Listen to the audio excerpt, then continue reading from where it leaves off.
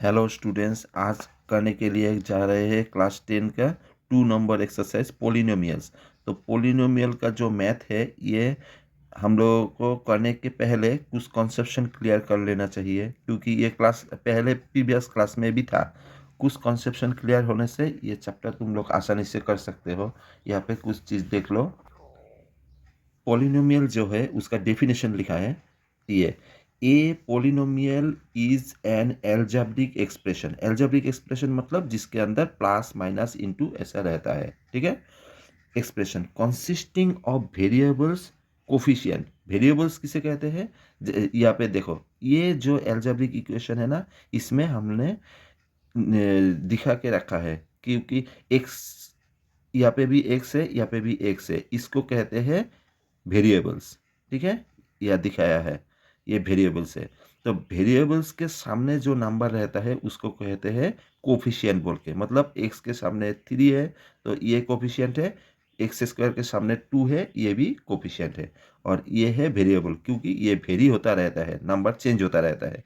और जिसके साथ कोई जिसके साथ कोई वेरिएबल्स नहीं है वो होता है कांस्टेंट नंबर, ठीक है। और ये जो पी एक्स है इसको कहते हैं पोलिनोमियल ऑफ वेरिएबल एक्स, इसको कहते हैं।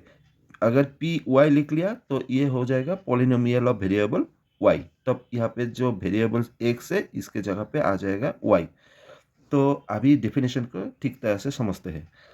A polynomial is an algebraic expression. एक एल्जेब्रिक एक्सप्रेशन है consisting of variables coefficient. Variables है इसके अंदर, ये है वेरिएबल्स, ये है वेरिएबल्स, और क्या है? कोफिशिएंट है। कोफिशिएंट है मतलब इसके सामने नंबर्स है, ये कोफिशिएंट है। Involving only addition subtraction and multiplication.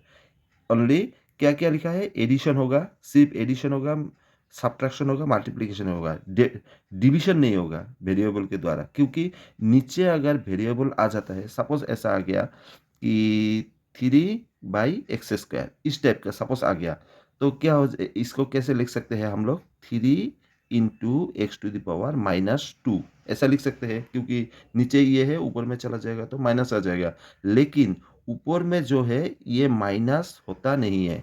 यहाँ पे लिखा है देखो, and non negative integer exponent of variables. मतलब ऊपर में जो होता है वो नॉन निगेटिव होता है, इसलिए ये डिवाइड नहीं होता है। इसलिए यहाँ पे लिखा है एडिशन सब्ट्रैक्शन और मल्टीप्लिकेशन के बाद, ठीक है।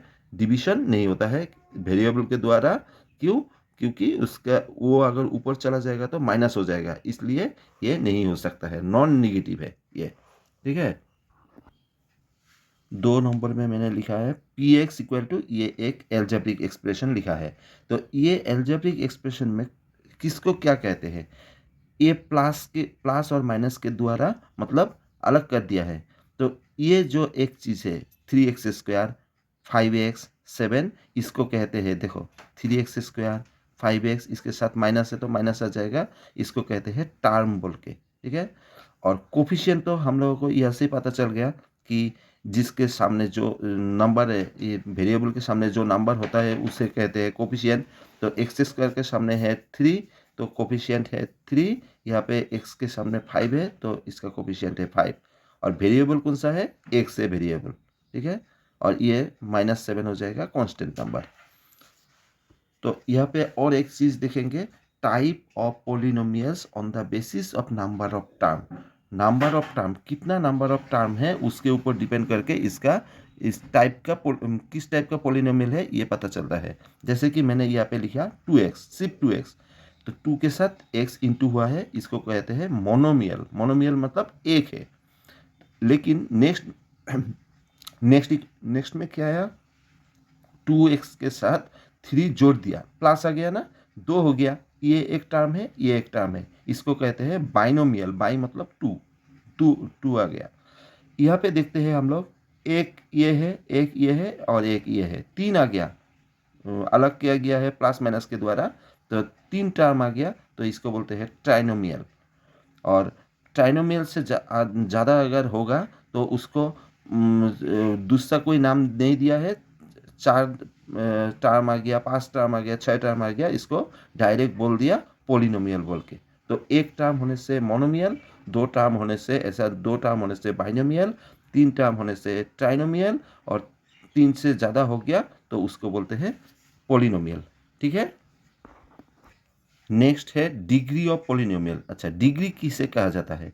यहाँ पे मैंने ऐसा करके एरो दे के दिखाया है, the highest power of the variable. Variable जो होता है उसका हाईएस्ट पावर को उसका डिग्री कहते हैं। ठीक है, तो लीनियर पॉलिनोमियल किसे कहते हैं? लीनियर पॉलिनोमियल जो है उसका डिग्री होता है 1, क्वाड्रेटिक पॉलिनोमियल का डिग्री होता है 2, क्यूबिक पॉलिनोमियल का डिग्री होता है, डिग्री मतलब हाईएस्ट डिग्री होता है 3। तो यहाँ पे एक एग्जाम्पल के द्वारा दिखाया है मैंने, क्योंकि मैथमेटिक्स जो है वो एग्जाम्पल के द्वारा समझने से कभी भी भूलेंगे नहीं। तो एग्जाम्पल क्या लिखा है, ये मैंने लिखा है। यहाँ पे देखो, एक्स जो वेरिएबल है इसका पावर कितना है? कुछ नहीं है, मतलब 1 है। तो हाईएस्ट डिग्री कितना है? 1। तो इसे कहते हैं लीनियर इक्वेशन, लीनियर पॉलिनोमियल बोलते हैं। यहाँ पे बोला है डिग्री, हाईएस्ट डिग्री 2।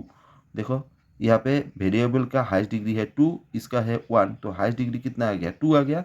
तो 2 अगर हाईएस्ट डिग्री आ गया उसको कहते हैं क्वाड्रेटिक पॉलिनोमियल। अगर हाईएस्ट डिग्री आ गया 3, यहाँ पे 3 है, यहाँ पे 2 है, यहाँ पे कुछ नहीं लिखा, तो हाईएस्ट डिग्री आ गया 3। तो अगर हाईएस्ट डिग्री 3 आ गया तो उसको कहते हैं क्यूबिक पॉलिनोमियल। ठीक है, अभी और एक कॉन्सेप्ट आएगा, zero of the पोलिनोम। Zero of the polynomial मतलब क्या है? The value of the variable for which the polynomial becomes zero. मतलब ये जो पोलिनोमियल दिया हुआ है यहाँ पे, वेरिएबल जो है इसके साथ मतलब इसके जगह पे कौन सा नंबर बिठाने से ये पूरा के पूरा जीरो हो जाएगा, इसको कहते हैं जीरो ऑफ द पोलिनोमियल। ठीक है, जो वेरिएबल होता है उसके जगह पे अच्छी तरह से ये समझ लेना, क्योंकि जीरो ऑफ द पोलिनोमियल निकालने के लिए देते हैं। तो जो वेरिएबल होता है, वेरिएबल के जगह पे जो नंबर बिठाते हैं हम लोग, बिठाने के बाद अगर ये जीरो आ गया, पूरा के पूरा जीरो आ गया, तो इसको कहते हैं जीरो ऑफ द पोलिनोमियल। ठीक है, जीरो ऑफ द पोलिनोमियल कैसे निकलते हैं? ये एक्सप्रेशन को लिख लिया, इसको इक्वल टू जीरो लिख लिया, तो 3x इक्वल टू 6 इधर में चला गया तो 6 आ जाएगा, तो x इक्वल टू हो जाएगा 6/3। तो x इक्वल टू कितना बन जाएगा? इससे ये कैंसिल करने से 2 आ जाएगा। मतलब x का वैल्यू जो है 2, ये यहाँ पे हम लोग अगर बिठा देंगे तो क्या कितना आएगा? 2 × 3 6। 6 से अगर 6 चला जाएगा कितना बन जाएगा? 0। मतलब जो नंबर बिठाने से ये एक्सप्रेशन में इसका पूरा के पूरा वैल्यू 0 आ जाएगा उसको बोलते हैं जीरो ऑफ द पोलिनोमियल। वो निकालने के लिए वो एक्सप्रेशन को ही हम लोगों को क्या बनाना है? जीरो बनाना है। तो उसको अगर सॉल्व कर देंगे तो जीरो ऑफ द पोलिनोमियल निकल जाएगा। और यहाँ पे आज और एक बहुत इंपॉर्टेंट चीज़ आने वाला है, क्योंकि ये तुम लोगों के इसके ऊपर मैथ्स है, relationship between zeros and the coefficient of A polynomial. ये अच्छी तरह से समझ लेना। General formula of quadratic polynomial, quadratic polynomial का जनरल फार्मूला मतलब ये प्रूव किया हुआ जो फार्मूला है वो है, स्टैंडर्ड फार्मूला है ax² + bx + c। ठीक है, ये है, क्योंकि ये हाईएस्ट पावर है x², और x भी है और x नहीं रहेगा ऐसा भी है, इसको कहते हैं स्टैंडर्ड फार्मूला, मतलब जनरल फार्मूला। अभी सम ऑफ द जीरोस, जीरो मतलब जो बिठाने से जीरो होता है।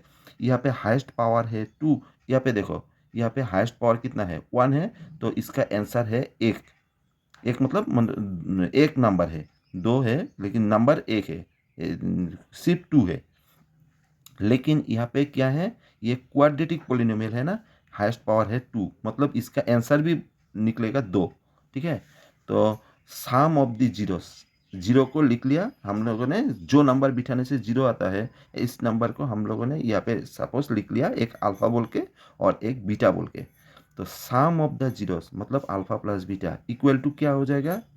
यह लिखा है minus coefficient of x divided by coefficient of x²। मतलब कोफिशिएंट मतलब क्या है? x के साथ जो रहता है। कोफिशिएंट ऑफ x मतलब x के सामने क्या है? b है, ये फॉर्मूला है।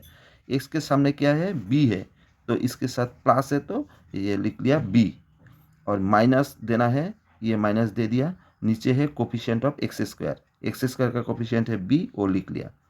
Product of the zeros alpha into beta, तो क्या लिख लिया यहाँ पे? Constant term by coefficient of x²। ये अच्छी तरह से याद रखना, मैथ करने के लिए चाहिए ये। तो कोफिशिएंट ऑफ एक्स स्क्वायर मतलब क्या है, एक्स स्क्वायर के सामने है ए, ये नीचे आ गया। कांस्टेंट टर्म कौन सा है, जिसके साथ एक्स नहीं है, तो ये आ जाएगा सी। ठीक है, तो सम ऑफ द जीरोस होगा माइनस बी बाई ए, ये स्टैंडर्ड फॉर्मूला से सम ऑफ द जीरोस आएगा minus b by a, product of the zeros आएगा सी बाई ए। ये याद रखना, मतलब ऐसा करके याद रखना, सम ऑफ द जीरोस होता है एक्स स्क्वायर के साथ जो होता है वो आएगा नीचे, और एक्स के साथ जो है वो माइनस बन के ऊपर में आएगा, और प्रोडक्ट में क्या आएगा, नीचे आएगा, एक्स स्क्वायर के साथ जितना है वो नीचे आएगा, और कांस्टेंट टर्म जो है वो ऊपर में आएगा। ऐसा करके याद रखना, ए बी सी, मतलब यहाँ पे तो ये स्टैंडर्ड फार्मूला के द्वारा मैंने ए बी सी लिख लिया, कारण ऐसा लिख लिया, सपोज इसके जगह पे 2 होगा, 3 होगा, या 5 होगा, या तो ए बी सी डी होगा, तो ऐसे लिखना पड़ेगा। तो ऐसा करके याद रखना, एक्स स्क्वायर के सामने जो है वो नीचे आएगा हर वक्त, यहाँ पे भी है, यहाँ पे भी है, देखो। और जब सम आएगा तब क्या आएगा, एक्स के साथ जो है वो माइनस दे के वो आएगा, और प्रोडक्ट के टाइम में जो कांस्टेंट टर्म है वो आएगा ऊपर में। ठीक है, तो अभी जो है ग्राफिकल रिप्रेजेंटेशन, ये भी इम्पोर्टेंट है, ये इसके ऊपर शॉर्ट क्वेश्चन है, इसलिए मैंने ऐसे करके राउंड करके भी दिखाया हुआ है। तो 1 नंबर में लिखा मैंने पोलिनोमियल्स, पोलिनोमियल कौन सा एग्जांपल है, a x square plus b x plus c, ये तो पोलिनोमियल है, स्टैंडर्ड पोलिनोमियल का फॉर्मूला है, यहाँ पे दिखाया था मैंने, पोलिनोमियल इस टाइप का होना चाहिए। तो पोलिनोमियल जो है यहाँ पे क्या लिखा, a x square b x plus c, a not equal to 0। हाँ, अच्छा क्यों लिखा है ये मैंने, क्योंकि ये क्वाड्रेटिक पोलिनोमियल है, क्वाड्रेटिक का हाईएस्ट पावर होना चाहिए 2, इसलिए मैंने लिखा ए नॉट इक्वल टू 0। और एक चीज़ याद रखना, कार्व शोज द पैराबोला, मतलब क्वाड्रेटिक पोलिनोमियल का हम लोग अगर कार्व बनाएंगे, ग्राफ बनाएंगे, तो वो दिखने में कैसा होगा, एक पैराबोला के जैसा होगा। पैराबोला मतलब इस टाइप का होगा।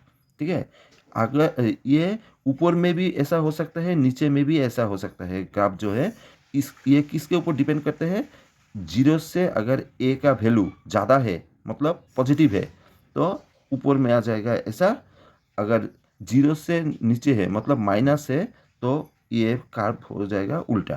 ठीक है, ये याद रखना, ये भी शॉर्ट क्वेश्चन में आता है। तो in case of cubic polynomial, देखो यहाँ पे स्क्वायर के ऊपर किया था, ये स्क्वायर के ऊपर किया था, यहाँ पे क्यूब के ऊपर है, क्या लिखा है, a x cube b x square c x plus d, यहाँ पे हाईएस्ट पावर है 3, इसलिए जीरोस कितना लिखा है, अल्फा बीटा गामा 3 है, क्योंकि हाईएस्ट पावर है 3। तो इसको याद रखने के लिए अच्छी तरह से ऐसा करके याद रखना, प्लस जब होता है ना, तब माइनस दे के ये बाई ये आ जाएगा, मतलब एक्स स्क्वायर के सामने जो आएगा वो ऊपर में आएगा, और एक्स क्यूब के सामने जो है वो नीचे आएगा। Alpha beta, beta gamma, gamma alpha जब करेंगे तब ये आ जाएगा सी बाई ए, और alpha into beta into gamma जब आएगा तब डी बाई ए आ जाएगा, ऐसा करके। और माइनस प्लस का कॉन्सेप्शन ऐसा करके याद रखना, पहला पहला जो है प्लस का माइनस है, उसके बाद जो होता है वो होता है प्लस, उसके बाद होता है माइनस, मतलब माइनस प्लस माइनस इस टाइप का आता है। तो ये दो चीज़ याद रखना, ये तुम लोगों को मैथ्स करने में भी लगेगा। ये एक सम ऑफ द जीरोस के लिए माइनस बी बाई ए, और product of the b by a मतलब एक्स, ये ऐसा करके याद रखना, एक्स के सामने जो है, एक्स के सामने मतलब कोफिशिएंट वो ऊपर में होगा, और एक्स स्क्वायर के सामने जो है वो आ जाएगा नीचे, और इसके सामने आ जाएगा माइनस जब सम होगा, और प्रोडक्ट जब होगा तो constant number divided by x square के सामने जो है वो आ जाएगा, और यहाँ पे भी ऐसा है। ठीक है, ये ऐसा करके याद रखना, तब तुम लोगों को ये पॉलिनोमियल जो चैप्टर है, पॉलिनोमियल चैप्टर करने में तुम लोगों को बहुत आसानी होगा। ये कॉन्सेप्शन पहले क्लियर कर लेना। ठीक है, ये जैसे कि मैंने लिखा था यहाँ पे एक एक करके तुम लोगों के चैप्टर को क्लियर करने के लिए ये चीज़ ज़रूरी है, यही तुम लोगों के सिलेबस में है। तो ये पहले कॉन्सेप्शन क्लियर करके रखना, और तुम लोग के कॉपी में भी नोट करके रखना, तब तुम लोगों को ये चैप्टर करने में भी बहुत आसानी होगा। ठीक है, थैंक यू।